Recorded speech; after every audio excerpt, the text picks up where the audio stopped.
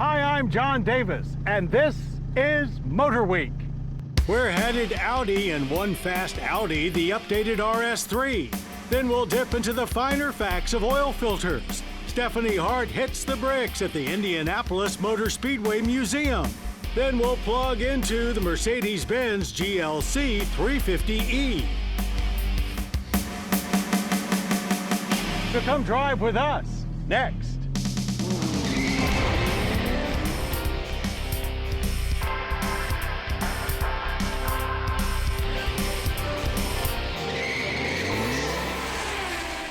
Motor Week. 45 years steering you in the right direction. Motor Week is proudly sponsored by Auto Value and Bumper to Bumper, a nationwide network of stores and shops providing major brand auto and truck parts and service from coast to coast and in your local community. Service is the difference. We get it. Learn more at autovalue.com and bumpertobumper.com. We're Tire Rack. We test tires and share our results. We stock over 1 million tires. We offer multiple installation options. We do this because we believe tires matter. TireRack.com. The vast majority of new internal combustion vehicles we test these days have 4 or 6 pistons under the hood. So it's rare indeed to find a new car sporting a 5-cylinder engine. And while that may sound odd, that's far from all that makes this Audi RS3 something really special. So take 5 from whatever it is you're doing and come along as we take this 5 for a spin.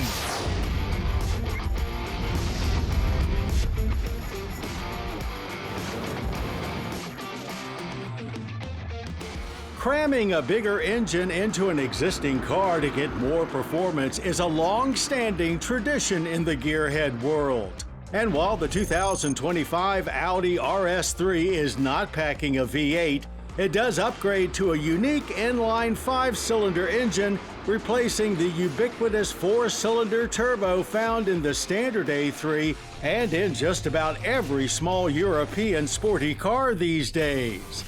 The first Audi RS performance model to make it here to the U.S. was the 2003 RS6 sedan. This limited production 4-door performer was indeed packing a V8, ripping to 60 in just 4.8 seconds, and it further impressed us with its agility. But that 4.2-liter twin-turbo V8 450 horsepower is only 56 more than what the inline 5-turbo in this pint-sized powerhouse RS3 delivers, while sending 369 pound-feet of torque to all 4 wheels through a 7-speed automatic and standard quattro all-wheel drive. It feels like an absolute rocket ship when you're driving it around, and that's before you even tap into RS performance modes, where it goes full animal with hyper throttle response, transmission shifts that are sometimes more abrupt than you're expecting, and gnarly sounds coming from the RS Sport exhaust system with black oval tips. We had high expectations rolling up to the start line at Mason-Dixon Dragway, and indeed Quattro had this thing hooking up and absolutely blasting to 60 in just 3.4 seconds.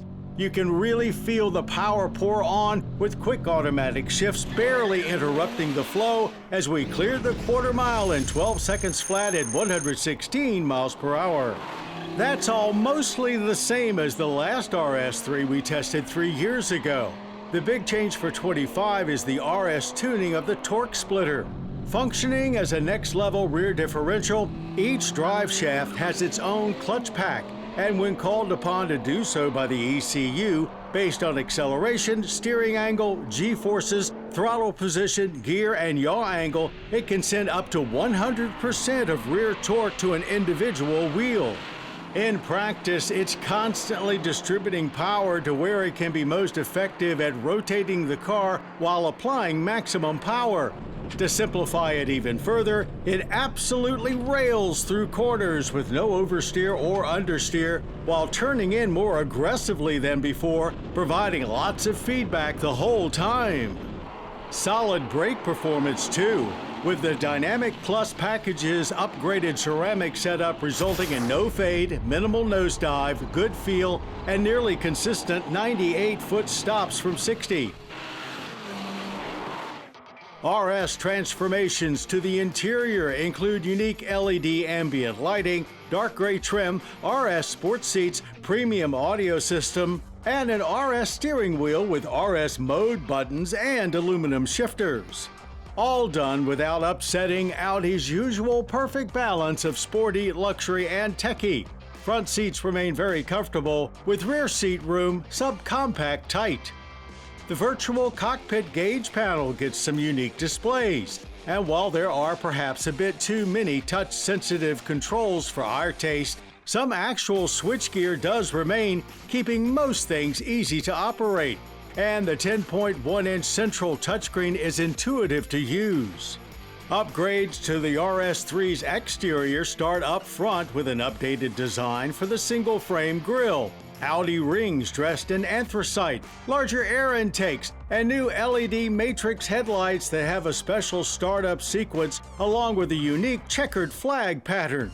The taillights have also been updated, while down low, a new rear diffuser integrates those big oval exhaust tips. 2 different 19-inch wheels are available. These matte finish dark gray alloys are part of the carbon package, and adding the Dynamic Plus package will get them wrapped in ultra-high performance summer tires.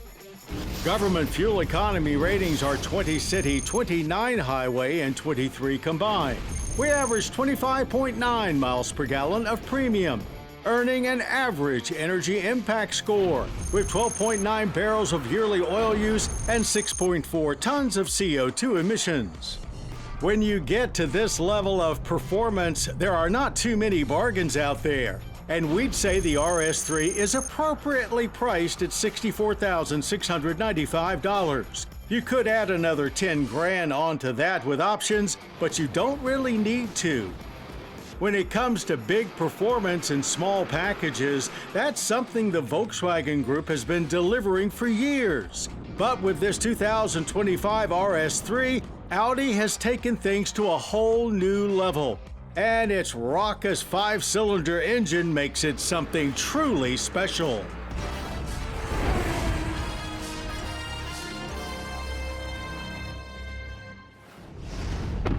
The Indianapolis Motor Speedway recently hosted the 3rd annual Battle on the Bricks endurance sports car race.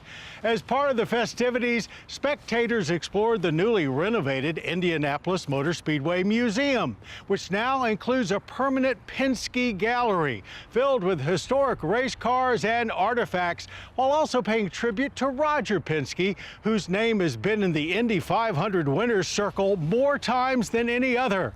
Well, our Stephanie Hart met up with Team Penske to get the inside track. I'm here at the Indianapolis Motor Speedway, where Battle on the Bricks is underway, and Porsche Penske Motorsport is right in the middle of all of the action. Just beyond the racetrack here is the Motor Speedway Museum. It features a really special gallery chronicling Team Penske's rich and impressive history over 6 decades. Roger Penske is not only a successful race team owner, but he's a successful businessman, and he's integrated his racing teams into the ethos of his business too as well. So the product that we put on the track, execution, presentation, and perfection is really important because it shows not just on the racetrack, but also in his business world, and so that's the foundation of the Team Penske brand and image. Jonathan Duguid is now president of Team Penske, overseeing the full program. 20 years ago, Penske Racing hired him to work on the Porsche RS Spyder program. Not long after, in 2008, this race car, the number 7 Porsche RS Spyder, won the 12 Hours of Sebring. It's special because it won that race as an LMP2 prototype and raced against the higher horsepower LMP1 cars, but was still triumphant on that day. Today, it's prominently displayed in the Penske Gallery next to a replica of the number 7 Porsche 963, which is racing in the Battle on the Bricks. As you may recall, it produced the 2nd consecutive Rolex 24 at Daytona overall victory for Porsche Penske Motorsport in January of 2025.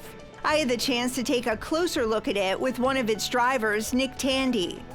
You're not just driving for yourself, it is a real team sport. The endurance stuff, we share the car between drivers, up to 4 drivers sometimes at Daytona. Here at Indy we'll have 2. You've got to work together with everybody in the team, from the people that designed the car in its infancy back in Germany, to the tyre engineers at Michelin that help us and develop with us, to everybody in the pit crew and on the engineering support stand. It's a team sport and we all win together, but we also lose together, so it's good fun. I enjoy it. I also explored this phenomenal gallery with its other driver, Felipe Nasr. We had a good time discussing how number 7 Porsche 963 compares to the number 7 Porsche RS Spyder. Well, that's pretty awesome that they're facing each other here. So you see the older generation with the newer generation. You see the size of the cars, how they've changed, the closed cockpit and all the details, aerodynamics, and that's what racing is all about, is the evolution from time to time.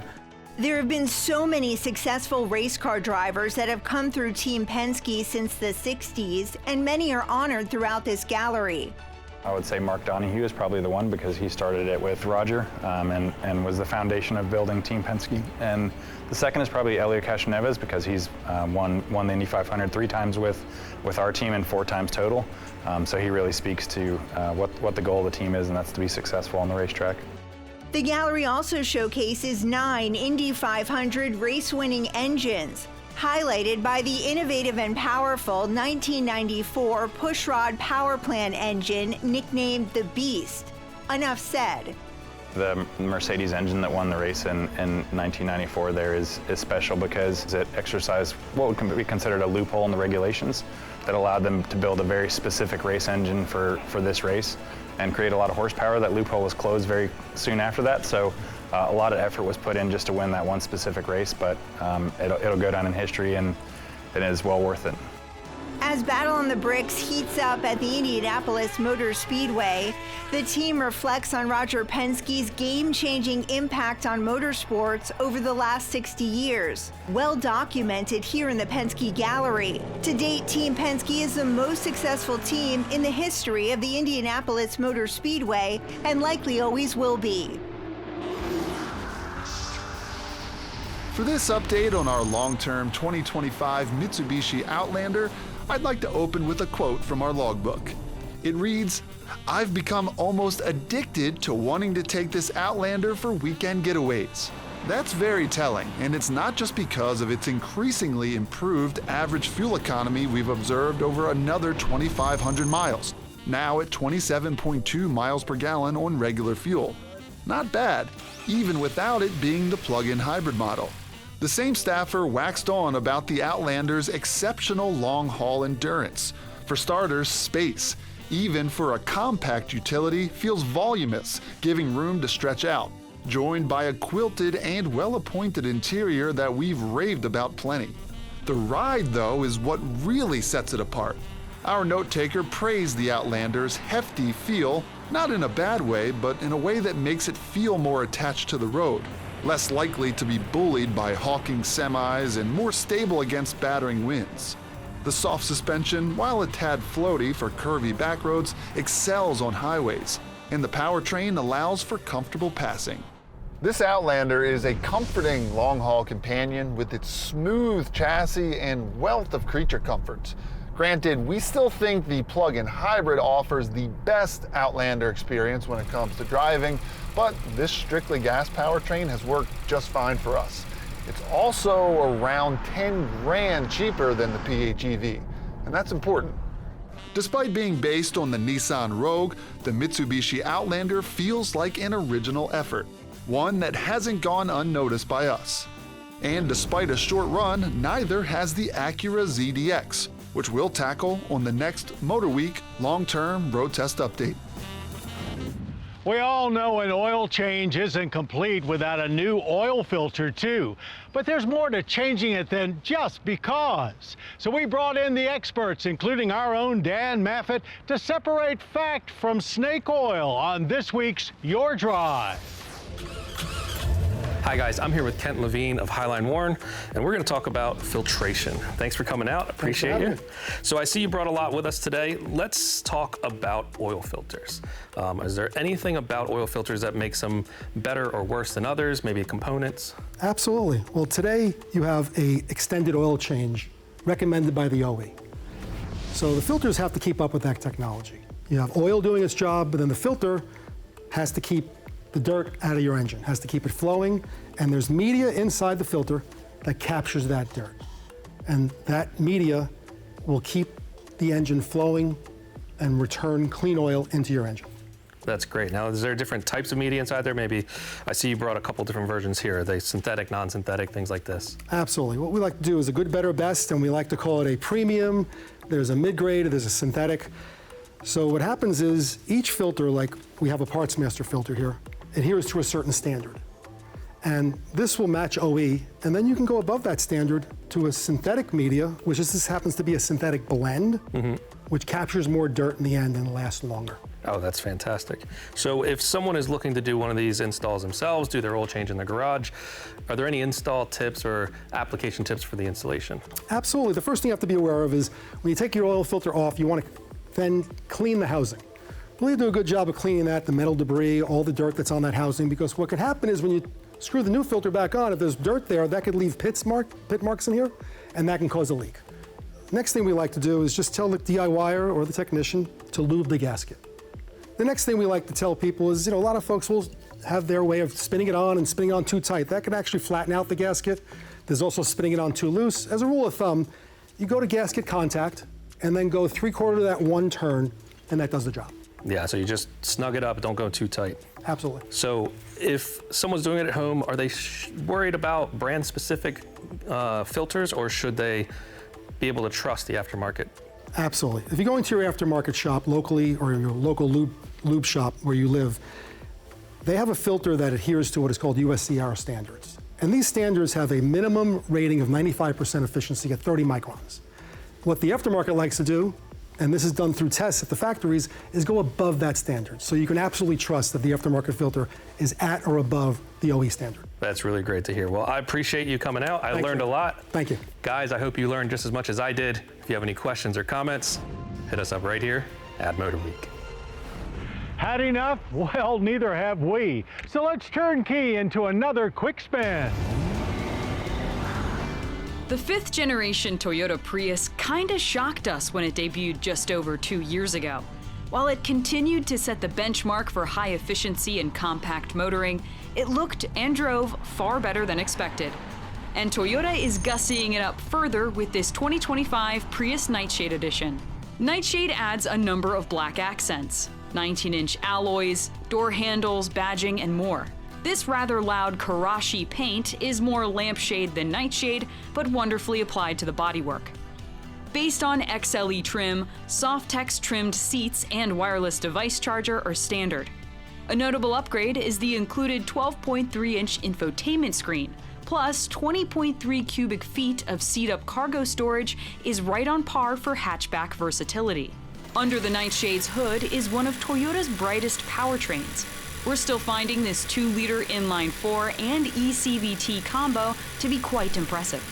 For 2025, the Prius doesn't see any changes to its powertrain, but that's actually a good thing, because when the 5th generation came out in 2022, this was seriously the best driving Prius ever. It saw increases in horsepower that just made it a much more enjoyable daily driver. Like here in our all-wheel drive tester, we have 196 horsepower, which is plenty of power for any sort of driving you want to do. No more struggling when you're merging on the highway.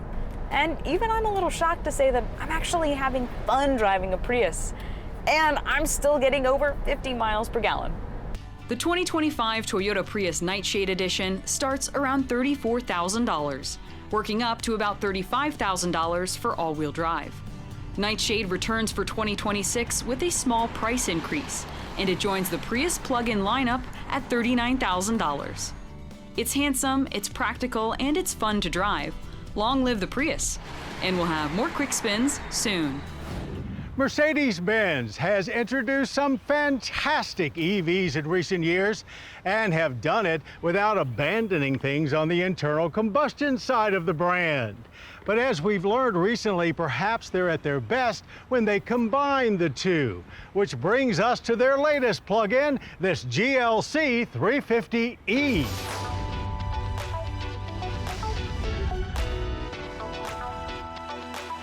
The GLC has been the Mercedes-Benz compact SUV entry since 2016 when it took over for the GLK.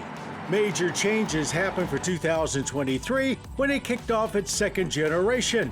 And for 2025, there's a new addition to the family, this GLC 350e plug-in hybrid. Though technically it's more of a homecoming, as there was a 350e plug-in available for a limited time in the first-gen GLC. With 4MATIC all-wheel drive standard, the 350e starts with a detuned version of the GLC 300's 2-liter Turbo 4, but with the help of a 100-kilowatt electric motor. The combined output is 313 horsepower and 406 pound-feet of torque, eclipsing the 300 by 58 horsepower and 111 pound-feet. A 23.3 kilowatt-hour battery delivers an impressive 54 miles of EV range at speeds up to 87 miles per hour. That's a huge leap over the original 350e's range, which Mercedes-Benz listed as up to 10. And when driving the GLC 350e around on battery power, it does feel very much like an EV, not just a hybrid temporarily running on battery power. You can charge it up overnight with a standard household outlet, but it only takes about 3 hours on a level 2 charger, and this is one PHEV that actually includes the ability to DC fast charge at 60 kilowatt for topping off in just 30 minutes. As for fast charging off the line, the 350e felt ready and willing to get moving in a hurry with a nice initial jolt of power. But just as quickly, things seemed to level off on the way to a 6.1 second 0 to 60. That's 0.2 slower than the last GLC 300 we tested, and that's when you realize that big battery that gives you all that EV range and the associated hybrid hardware add more than 700 pounds of weight to the GLC. Transmission is a 9-speed automatic, and we could barely feel the lightning-quick gear changes happening as we ran the full quarter mile in 14.5 seconds at 97 miles per hour. The safety system seemed to be off-put by that additional battery weight too, as anytime we tried to get aggressive with inputs through our handling course, they pulled power dramatically. Keeping throttle and steering inputs as smooth as possible helped, but we weren't really able to push hard enough to find any understeer or oversteer. Mercedes has tweaked the suspension to handle that additional weight, even adding a self-leveling air suspension to the rear. In panic braking tests, the brake pedal felt very soft with an unnatural feel. It wasn't until the last little bit of travel that it began to firm up and provide some feedback. Still, stops from 60 averaged a fine 106 feet. 25 model year GLCs get upgraded MBUX infotainment with an expanded portfolio of app downloads that allow you to stream many popular services directly. Most inputs throughout the vehicle happen on some sort of touch-sensitive switch, including on the steering wheel. And while these are not typically our favorite, as with most interior details, Mercedes seems to be better than most. Standard content level is very high, and comfort in both front and rear seats is exceptional. That subtle but special vibe carries over to the exterior, with no obvious proclamations of the GLC's PHEV status, just the same stylish stature that impressed us back in 23. Government fuel economy ratings for the 350e are 25 combined for gas only and 64 combined MPGe.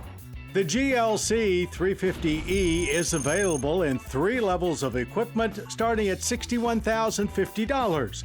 which is about an $8,500 premium over a comparably equipped all-wheel drive GLC 300.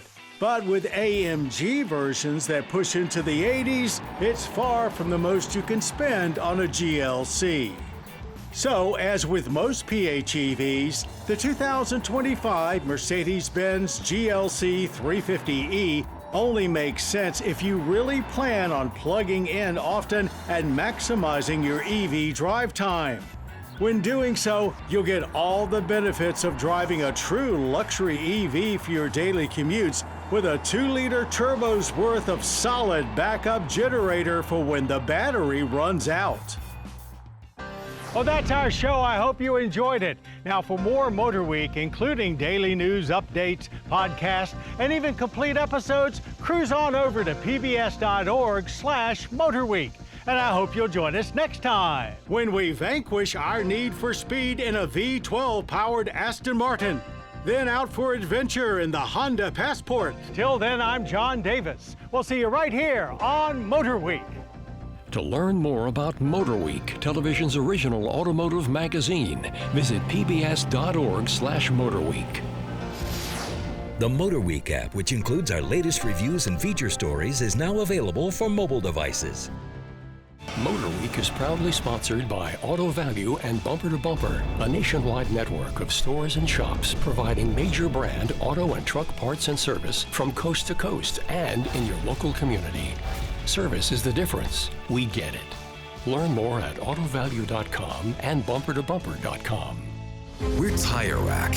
We test tires and share our results. We stock over 1 million tires. We offer multiple installation options. We do this because we believe tires matter. TireRack.com.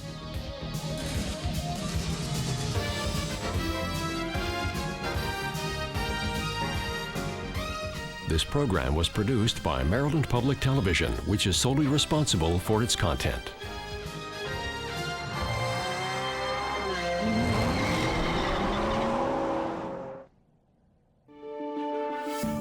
You're watching PBS.